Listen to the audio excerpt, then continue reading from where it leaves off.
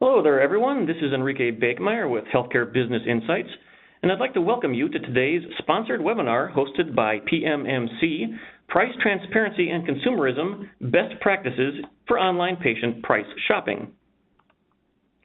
As noted on slide 2, you will have the opportunity to ask questions during the webinar by typing them in the space provided in the open Q&A field on the right-hand side of the screen.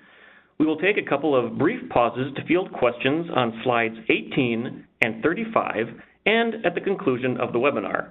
If you need any assistance at any point during the webinar, please call our client engagement team at 888-700-5223 for personal attention. As always, today's program is being recorded, and registered attendees will receive a copy of the presentation by email within the next couple of days. Here are the learning objectives for today's session. Recognize the forces driving transparency forward, including recent CMS updates and state and national trends. Discuss what consumerism means in healthcare today, including how hospitals can take control of the pricing narrative. Examine real case study examples of both effective and ineffective online patient price shopping experiences, and create accurate patient estimates that are seamlessly communicated to patients. As a reminder, in order to receive CPE credits, you must answer the 3 in-webinar polls during this event. The first poll will be on slide 12, and the other 2 will coincide with the Q&A breaks on slides 18 and 35. Before we turn it over to our speakers, I just wanted to spend a minute reviewing some HBI research on the subject of today's webinar. In particular, we wanted to highlight our implementation portfolio promoting price transparency, which is available on our web portal right now for all HBI members. This collection of resources was put together based on member requests made through our Analyst Advisory Service. So when the Affordable Care Act was implemented, it included a number of price transparency requirements, and many of you came to HBI and asked how your peers were meeting these requirements. Through our research, we found a number of approaches. One provider made certain aspects of pricing available on its website, including the cost of care based on a peer hospital group's pricing, as well as the national average, but it also gave patients a brief explanation into reimbursement rates, including the differences between Medicaid and commercial payers. Other organizations put up FAQ pages about hospital pricing, and one organization even set up one-on-one meetings with patients and patient financial services staff to go over the charge description master and explain how discounts affect prices. Online estimators will be another topic of today's presentation, and at one point a member asked us to give them examples of disclaimer language to use with online estimators, which is the tool you see in the center of this slide. Finally, another member asked us to create a price transparency coordinator job description, which you see here on the right. These and other tools are available to all HBI Revenue Cycle Academy members in our Promoting Price Transparency Implementation portfolio, which you'll be able to access by clicking the link when we send the slides after the webinar, which will also be available on our website shortly. And with that, I'd like to turn the presentation over to our speakers for today. For today's session, Greg has over 20 years of experience with assisting healthcare providers helping them implement improved revenue cycle processes around accurate reimbursement calculations. This includes improvements with strategic pricing, prospective contract negotiations, monitoring payer reimbursement, and patient engagement initiatives with accurate estimates. Brad specializes in digital marketing with experience across multiple business verticals, including the last 4 years in healthcare as Director of Marketing at PMMC. And finally, Barb is a subject matter expert in patient communications as well as health literacy. She speaks on these topics at national conferences and helps 6 of the top 10 hospitals in the U.S. communicate effectively with patients. Take it away, Greg.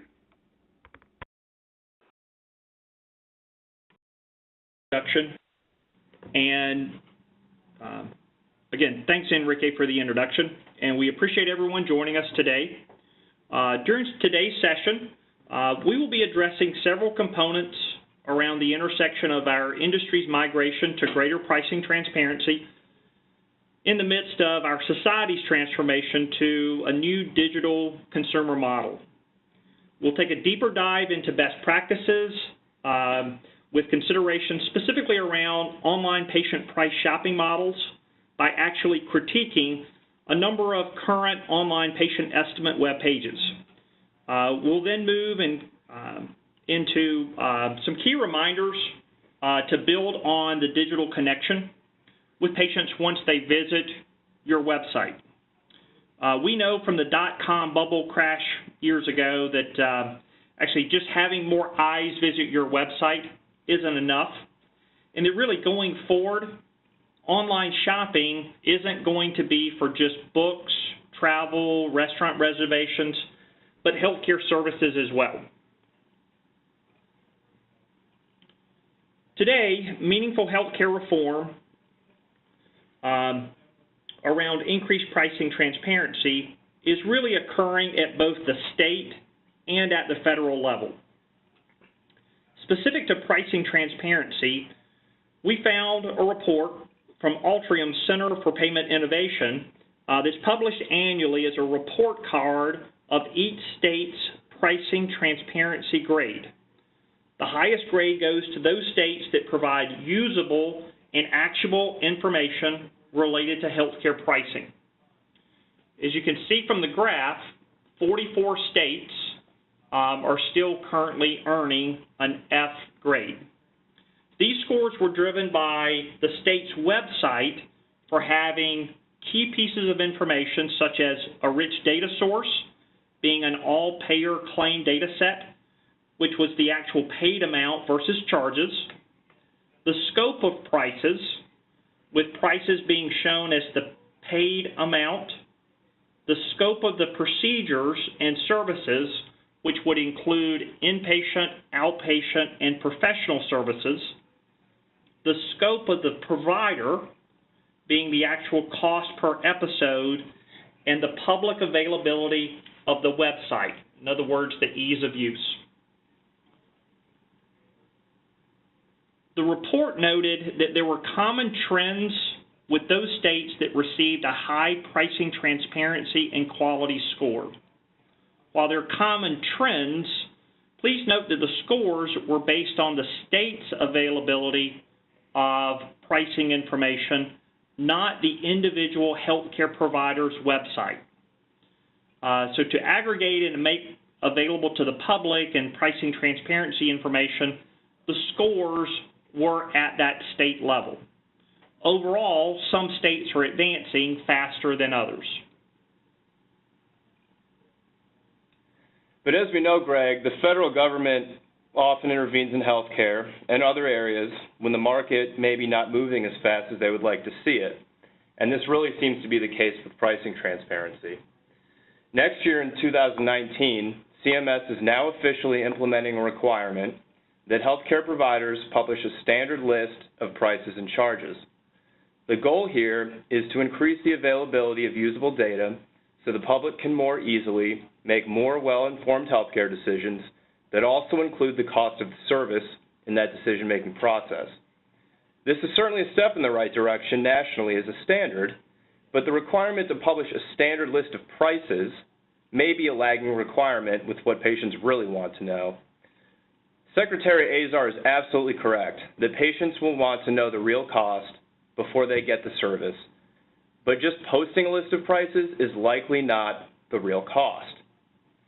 You will want to control the price conversation better than just posting your list prices.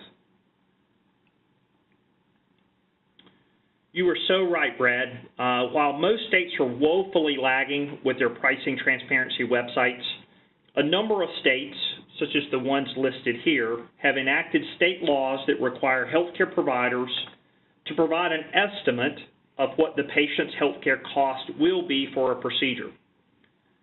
We know there's still a lot of variation, but the state and federal proposals are prompting healthcare providers to incorporate new processes for generating accurate estimates for the cost of service.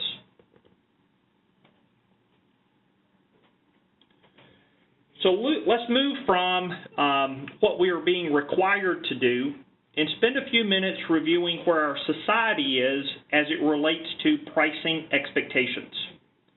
as I just mentioned, states are moving to mandate an estimate for what a patient's health care cost will be.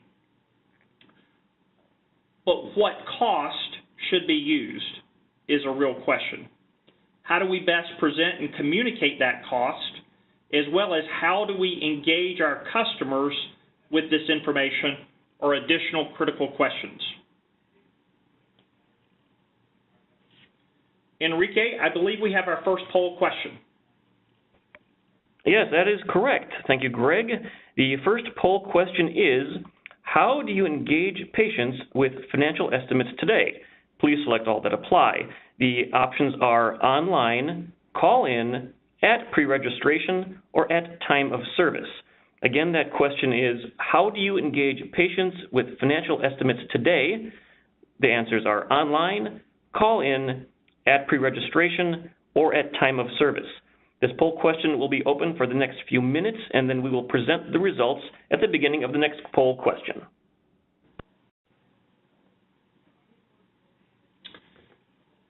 Thanks, Enrique.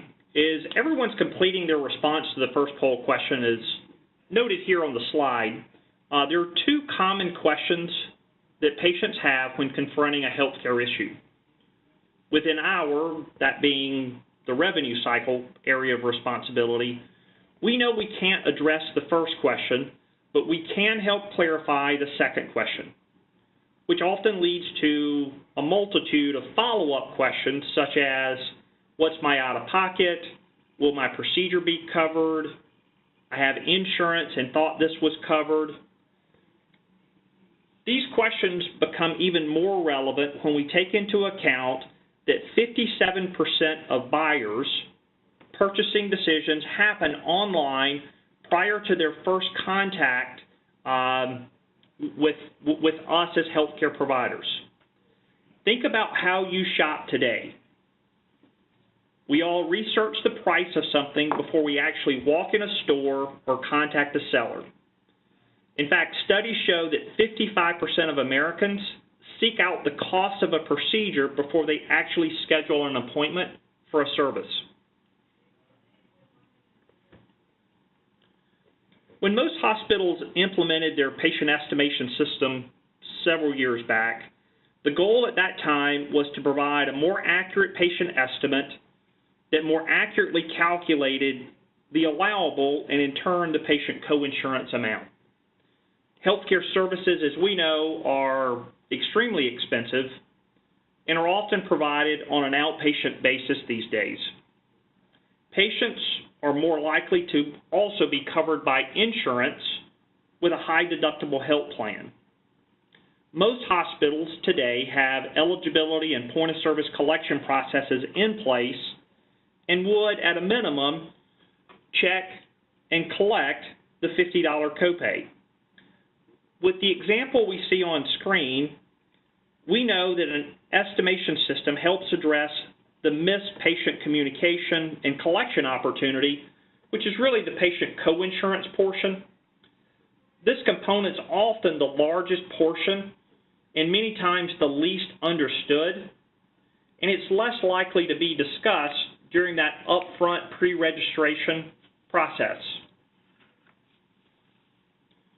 Various industry studies have consistently shown if you let the patient know how much they're going to owe in a clear and concise manner, the majority will have the ability and willingness to pay. The noted stat as it relates to patient collection reality is from a McKinsey study that highlights this point, that 9 out of 10 patients are both willing and capable of paying their financial responsibility up to $500 per year, and nearly 75% are capable and willing to pay up to $1,000 in healthcare expenses.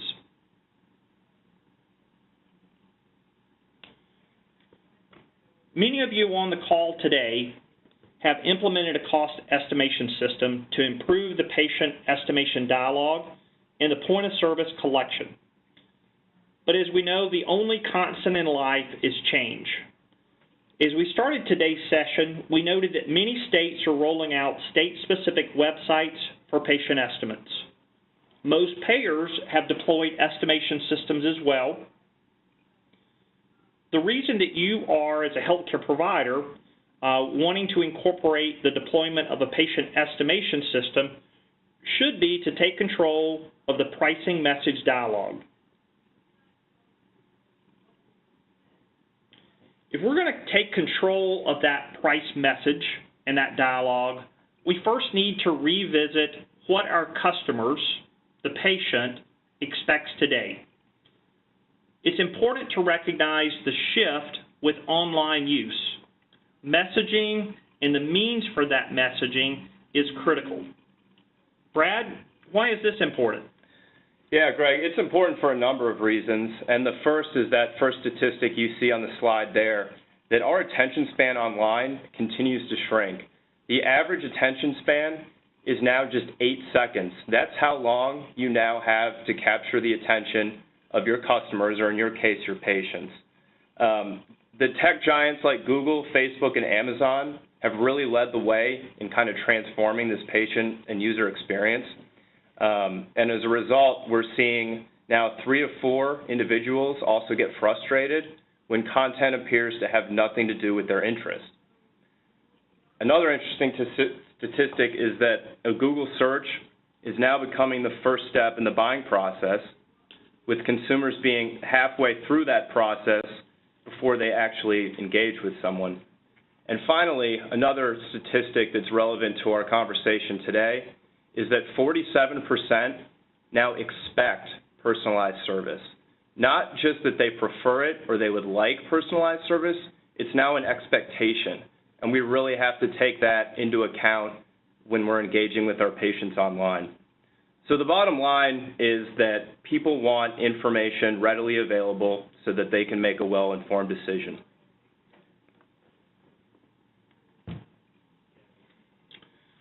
So let's take a step back and apply this to a real-life example to what cost really means and the impact if healthcare providers don't take control of the price message. In other words, leaving it to the state to publish or the federal government to publish your price. As we previously noted in the collection example, a typical patient has a high deductible health plan with basic coverage. In this example, it's a $50 copay with a 20% coinsurance, a $2,500 deductible, and a $1,300 remaining out of pocket. A few years ago, that individual would have no idea with what most of this meant, but we know they were willing to pay what you asked based upon a reasonable expectation. Several years ago, McKinsey found approximately 75% of people willing and able to pay up to $1,000 in healthcare expenses. But today, as Brad mentioned, people are going online and shopping. And here's an example from an NPR show that noted what one individual happened to find last year.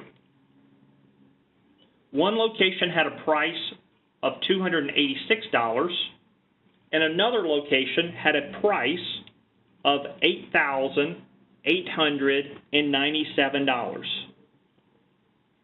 Now, the public would probably wonder, how in the world could this be?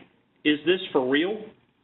Well, we work in the healthcare revenue cycle space, and we know this can be accurate. The pricing reality is, for the first site, it lists just the patient financial responsibility.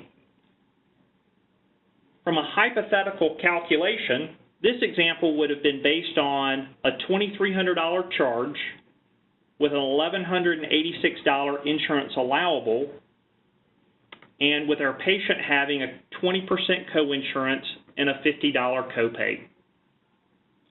The pricing reality for the second site, which would be similar to anyone on the call today potentially having, is that this item could have an $8,000 charge, but with a payer allowable of $1,650, the difference being the contractual adjustment.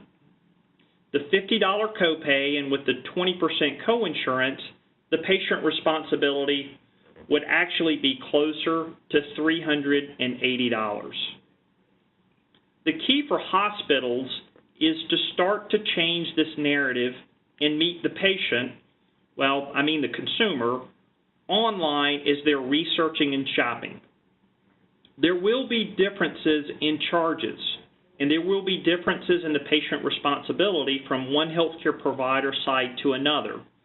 But the challenge that we have to rise to is to move to a more accurate number, and that being the patient actual cost. Not the charge, not the copay, but their actual cost being their financial responsibility. So the National Institute of Health determined the best way to improve the patient care experience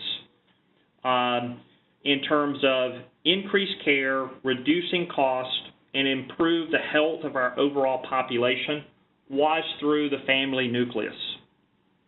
So when we combine the pricing reality with the digitization of everything, we have to recognize that people today want something a little different.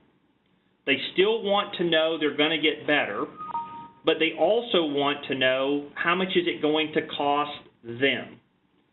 They also want to know, is this a good deal?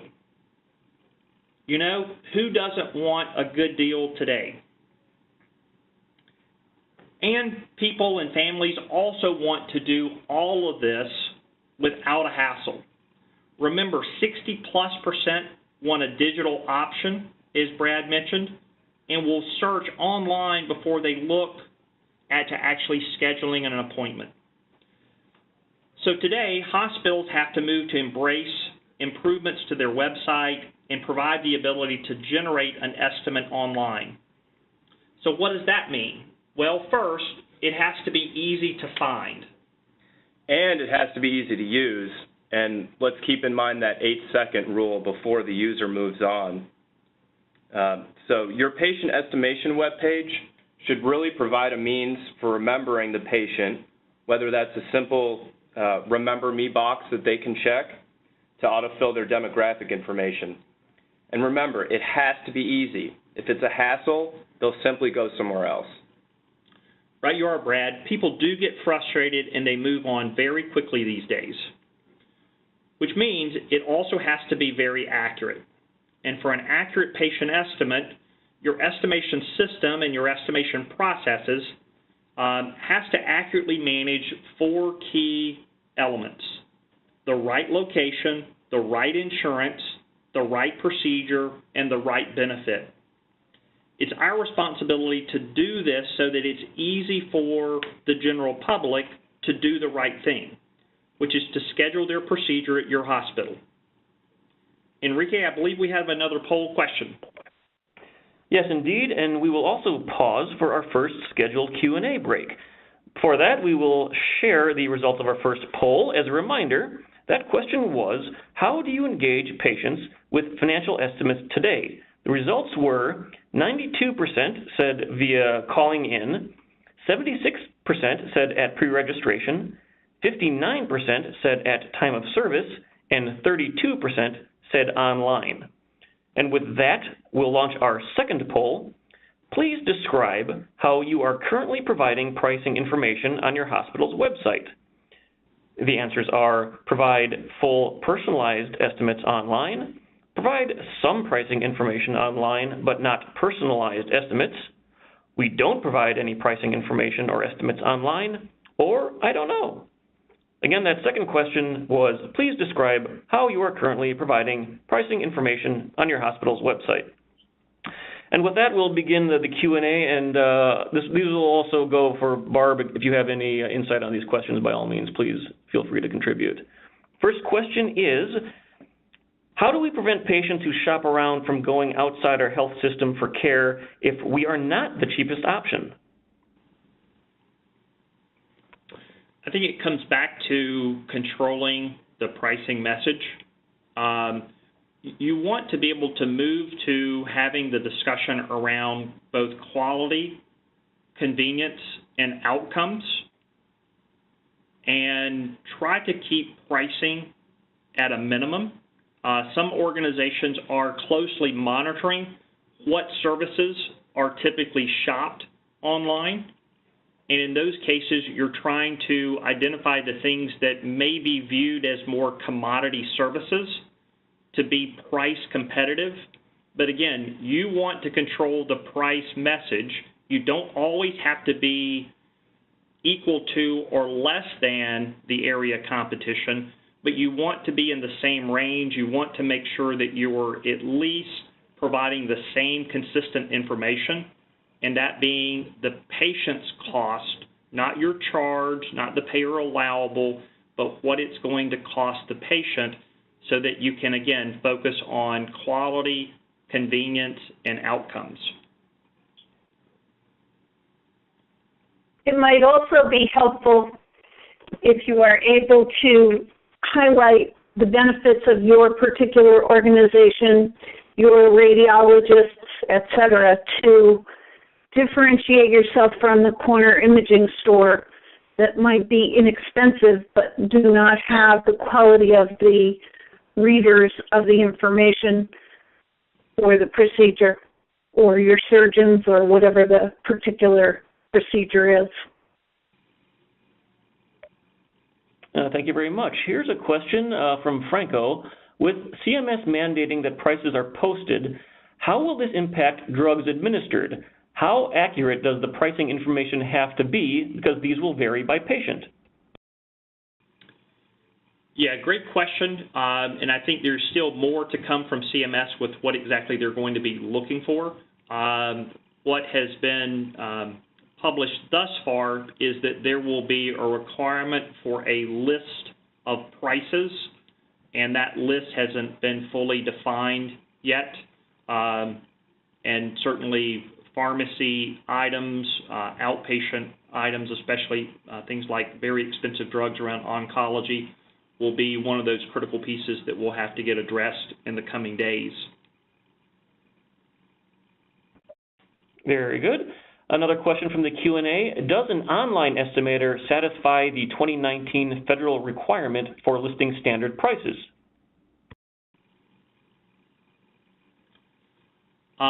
Possibly. It depends on what services you're listing on your website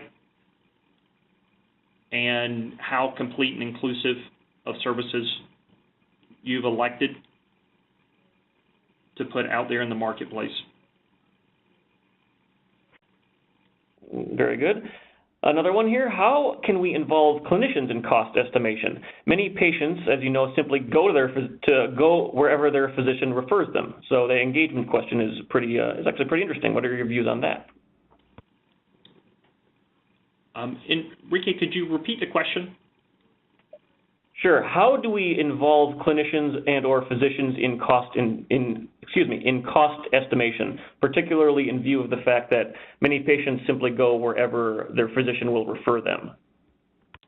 Yeah, that needs to be an educational, collaborative effort that should be led by the hospital. And a lot of your services are going to be referrals from the individual physician offices or clinics, especially those that aren't affiliated or owned by your organization.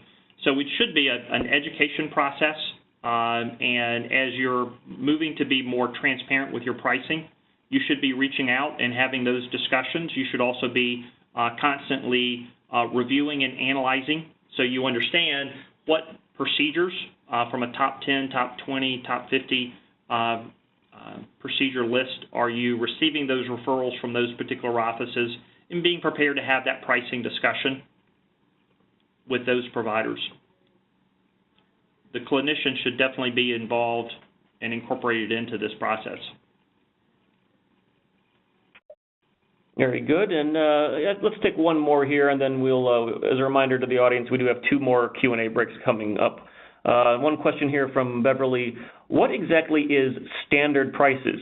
will we need to include the entire charge description master, including CPTs, to satisfy CMS requirements in 2019? Yeah, it's our understanding and what we reviewed thus far, standard prices have not been defined.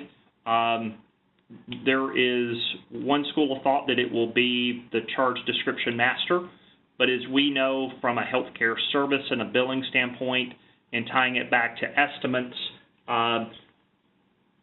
charge codes roll up into more of an episodic service.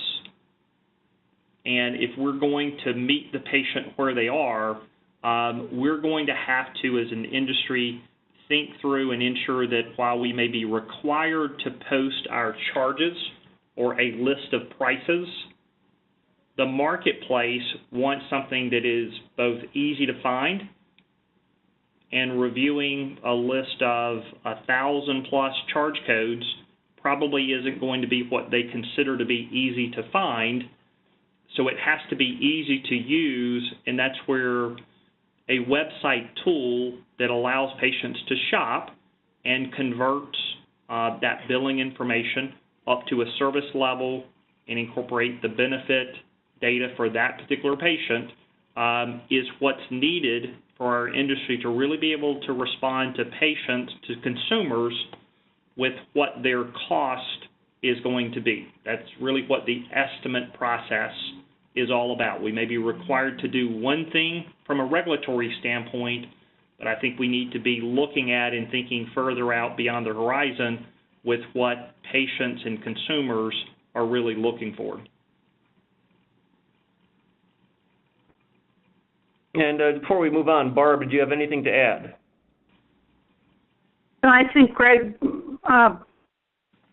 explained it very nicely. The only very good. Well, then, make sure that the website is, as Greg said, easy to use, easy to access, and very clear. Very good. We will then continue with the presentation at this time. Great. Thanks, Enrique. So now let's do a little bit deeper dive, and let's look at some actual website pages that offer patient estimates to see what's out there today. We'll start out with a few baseline thoughts around this. So first and most importantly, every web page and every section of every web page really needs to have a purpose and a goal in mind. So think about, what action do you want the patient to take when they're on your website? Do you want to encourage them to learn more about your hospital or your estimates, or do you maybe want them to submit information with a call to action button? Another thing to keep in mind is color schemes. So we've actually seen studies that show how important color is to prompt users to take action. Brighter colors like orange and red can actually elicit a 30% higher click rate than colors like blue and green. So keep that in mind as we show you some examples of hospital websites here in just a few minutes. And then finally, we want to keep a consistent design and flow that's easy to navigate and user-friendly. Keep in mind that as soon as a website visitor gets frustrated or confused, the probability of that user leaving your website highly increases. So we all know these two companies, right? Amazon and Walmart. Now, whether you prefer Amazon or Walmart's navigation and layout better really comes down to personal preference. It's really in the eye of the beholder. One thing I want to point out on both of these is the power of personalization. If you take a look at that Amazon screenshot there, I'm actually signed into my account, so you can see that everything is personalized for Brad. My music, my video recommendations, my book suggestions, and we're really going to get into why personalization is so important in healthcare in just a few minutes with some examples. So in these next few slides, we're going to show you some examples of how hospitals are currently providing patients with prices online. Keep in mind there's no right or wrong as long as you're providing the pricing information that your patients need. But I encourage you as we walk through these to think about which factors are most important to your hospital.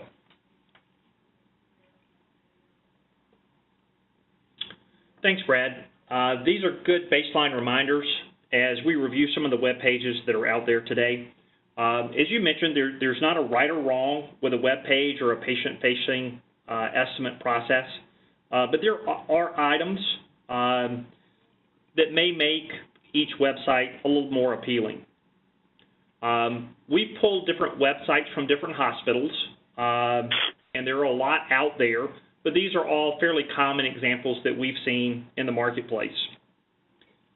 This first example provides the patient with a step-by-step process. It's logically laid out with key buttons where first you select your insurance coverage, whether you're self-pay or insurance coverage, and then you select your service or your category.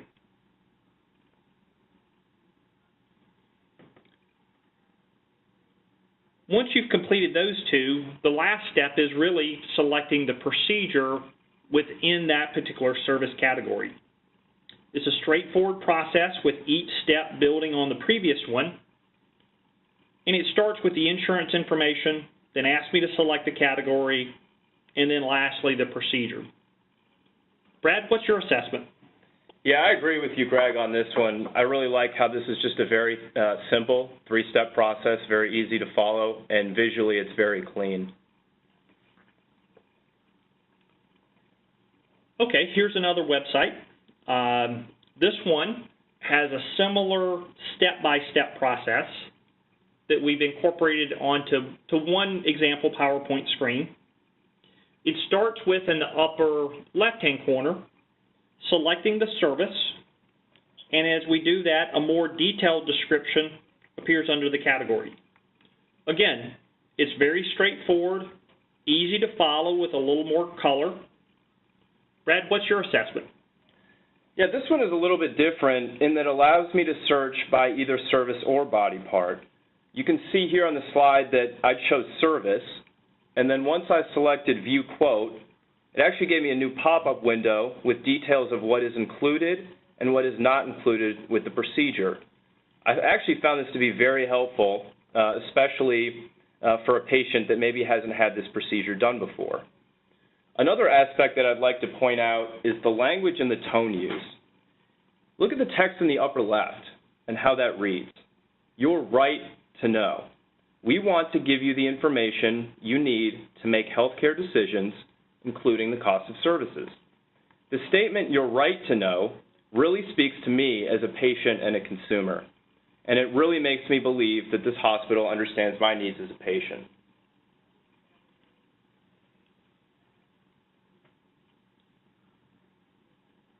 All right, let's switch it up now. So this website has a telephone number, and it tells me all of the things that are not included in my estimate. Greg, your turn. What's your assessment on this one? Well, I'm not a millennial. Heck, I have a hard time just pronouncing millennial. But I agree with you. There's no color. There's no graphic. It would significantly take more than 8 seconds of reading, and there's only a phone number to call. My quick assessment is that this one needs some updating because it really just doesn't meet some of the criteria that we see consumers wanting today.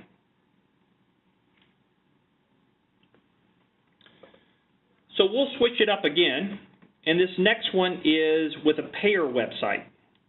This goes back to our conversation earlier about controlling the price narrative.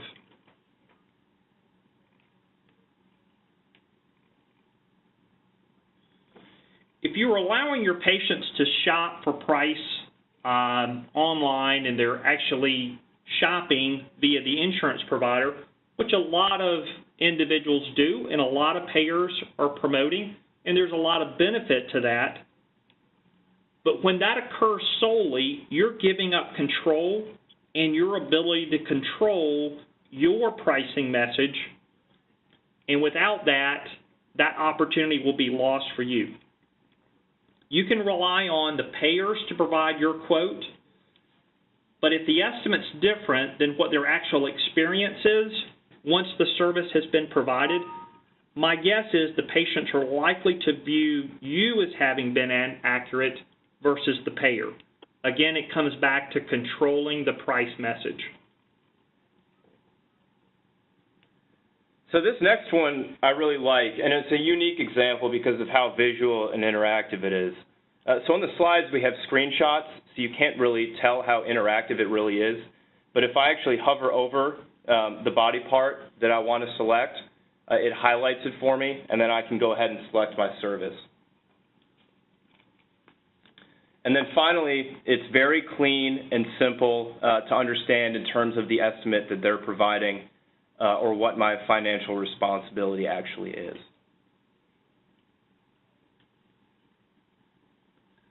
Now, this next website follows the common steps to capture the patient contact information. You can see the Remember Me checkbox down there at the bottom.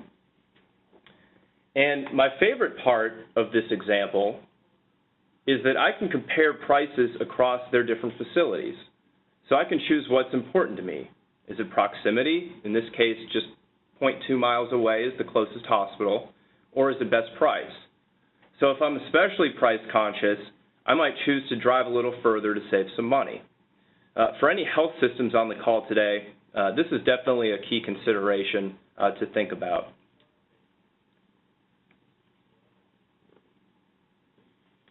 So as we walk through the website examples, hopefully some of these tips jumped out. Really, the great thing is that all of this technology is available to us to make all of these examples a reality. But it's important for you to keep your patient demographics in mind and decide what aspects are most important to them in order to provide the most personalized and engaging experience possible. So now that we've covered how to engage patients with a consumer-facing estimation system, we should take a few minutes to review how to best maintain that engagement. Barb? Thanks, Greg. The primary trick is to make sure you reach out to patients in a combination of ways. We suggest mail, email, texting, phone messages, videos, kiosks, and more. Give them, your patients, the ability to respond in such a way that you begin to see their preferences, which will vary depending upon a set of criteria, such as access to technology, ability to use technology, a reluctance to use technology, and the ability to understand. This leaves us with the two most important factors for successful patient communications. The first being the comprehensiveness of the message. Can your patients understand? Can all your patients understand? And the second is the accessibility of the message. Is it easy for various patients with various capabilities to get to your important information? When we talk about patient communications, certainly a very broad topic, there are a multitude of considerations. You have patients with PhDs, patients who can't read or can't read English, and everything in between. You also have a multitude of factors that can impede a patient's ability to understand. So as you try to reach patients with critical information, such as pricing information, it is imperative to be creative, use graphics, variable fonts, and pictures and photos that are compelling, along with clear, plain language, whether it's verbal or visual. When it's possible, please combine both, because that will be the most effective. Enrique, I believe there's one final poll question. Yes, thank you very much, Barb. We'll pause for our last poll and second scheduled Q&A break now. First, I'll share the results of the last poll. As a reminder, that question was, please describe how you are currently providing pricing information on your hospital's website. 48% said that there's no information online. 40% said that there's some, but it's not personalized. 7% said full info, totally personalized, and 5% did not know.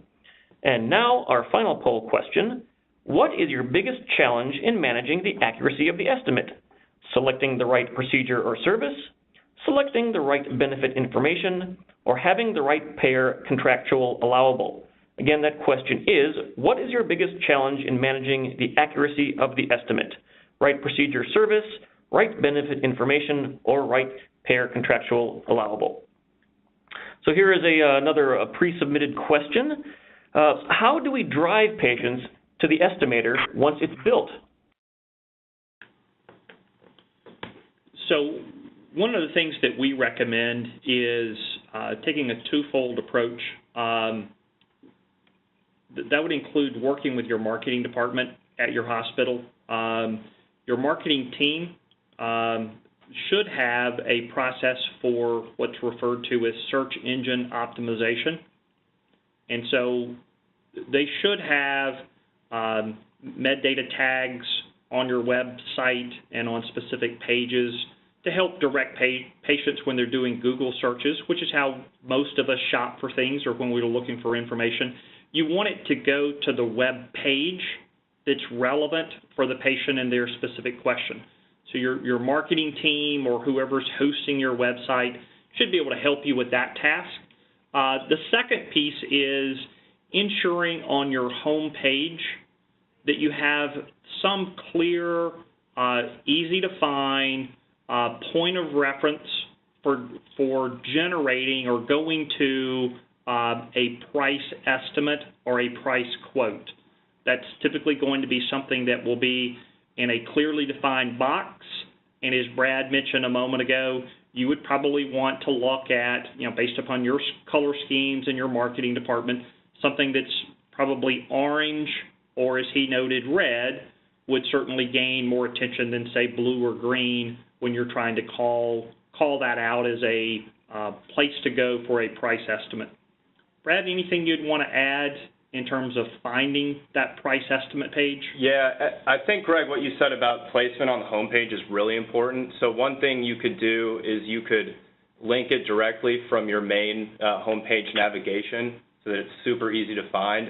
I think we've seen some examples where sometimes that can get buried further down the homepage, and it's difficult for people to find it. So just make sure that it's very easy to find directly from your homepage as soon as a patient hits your website.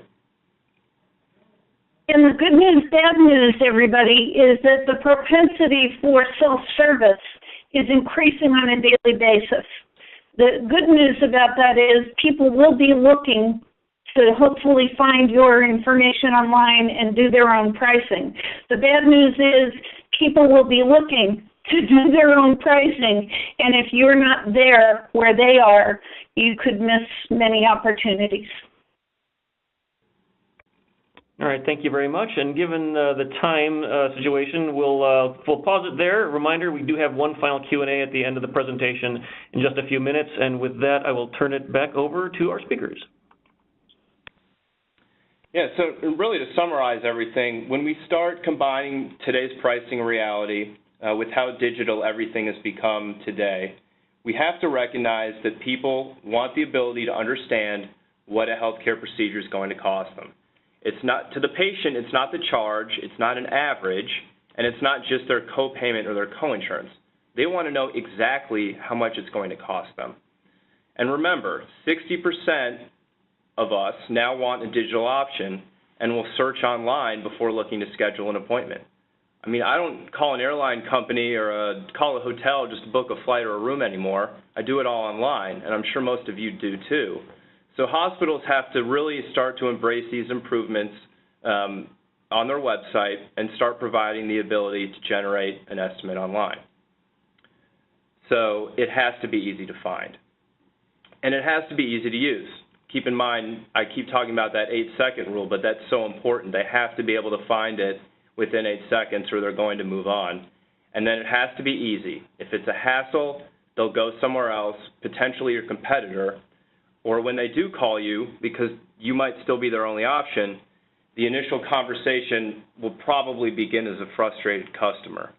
And then finally, it has to be accurate.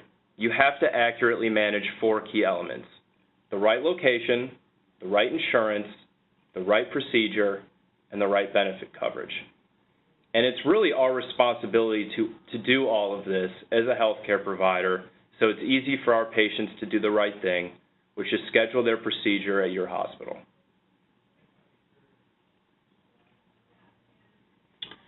You're absolutely right, Brad.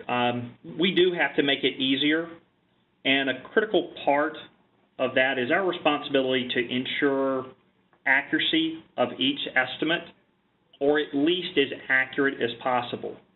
I think all healthcare providers today have some form of patient estimation system in place today. So regardless of whether it's an internal process that you've developed with spreadsheets as a reference point, or you're working with a third-party vendor, we have to hold ourselves accountable for accurate estimates and the processes that go along with that to support ongoing process improvement. And as a part of that ongoing process improvement, we have to, as an industry, be willing to not just accept what we're going to be mandated to do, which could be nothing more than posting our charges. We're going to have to take it a step further and really meet the patient where they are, and being willing to, again, hold ourselves accountable for estimates that are as accurate as possible.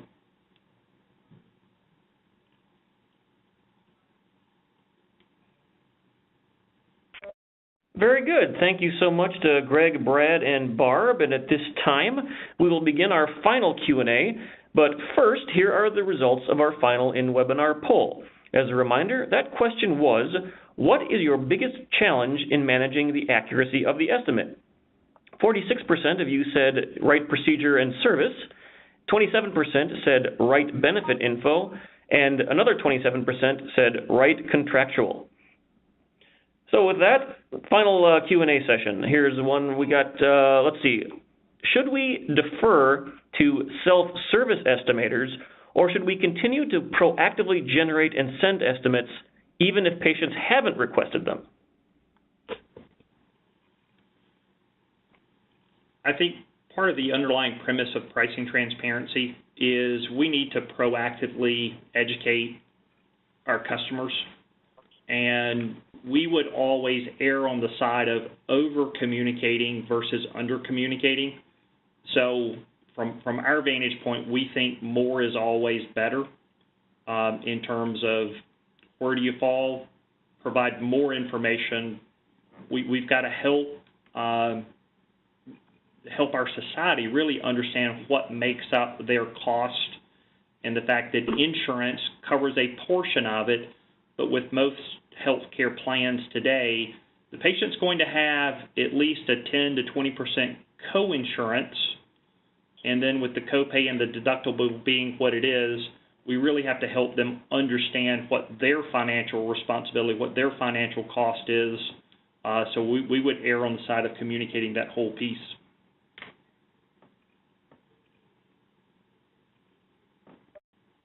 Very good. How do we ensure an estimator is pulling accurate contract terms? So from our vantage point, we think there are a couple of data points that should be constantly compared, reviewed to ensure accuracy. The first is the accuracy as it relates to the calculation or the allowed amount for the anticipated service. So at time of scheduling and your estimate creation, you are anticipating a particular service or a code, and you're taking the allowable from that estimate system, and that should be compared to, those two data points should be compared to the actual 837 billing information to be able to compare, did we provide the service from the billing data to what we thought the service was going to be, and then based upon that information, was the allowable that we anticipated consistent with the allowable that is being billed out through your contract management system. That should be further checked against the 835 data when the payer remit information comes back to, again, compare the estimated service to the calculated allowable to the payer remit allowable as, again, another check. And when you're doing that final check off the patient remit, to take it one step further, you would also want to do a comparison of what you anticipated the patient benefit coverage to be and what their remaining out-of-pocket was, as an example, at that particular point in time, to what the patient responsibility was off the remit post-service, because there can be a time delay between benefit coverage and bills that may be out there that would have adjusted or changed the patient responsibility.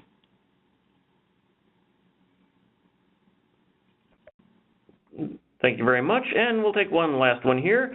Should an estimator be limited to the specialized and/or the most common procedures we offer, or should it have every possible procedure included?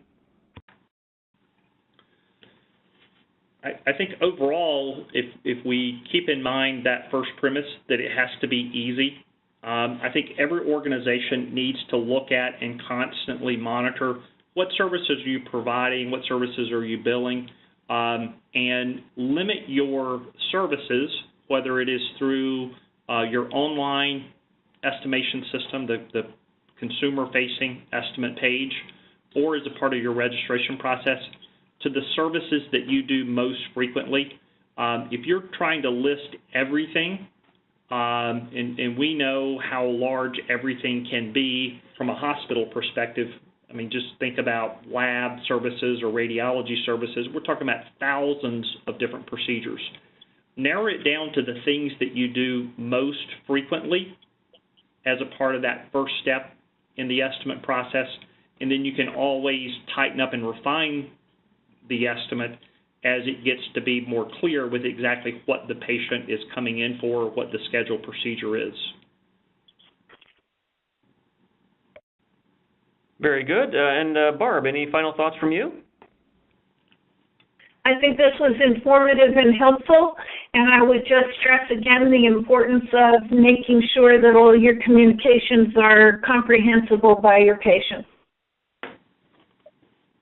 Well said, Barb. So thank you, Barb, Greg, Brad, and thank you all for attending today's sponsored webinar hosted by PMMC, Price Transparency and Consumerism, Best Practices for Online Patient Price Shopping. Thanks again, everyone, and have a great rest of the week. Thank you.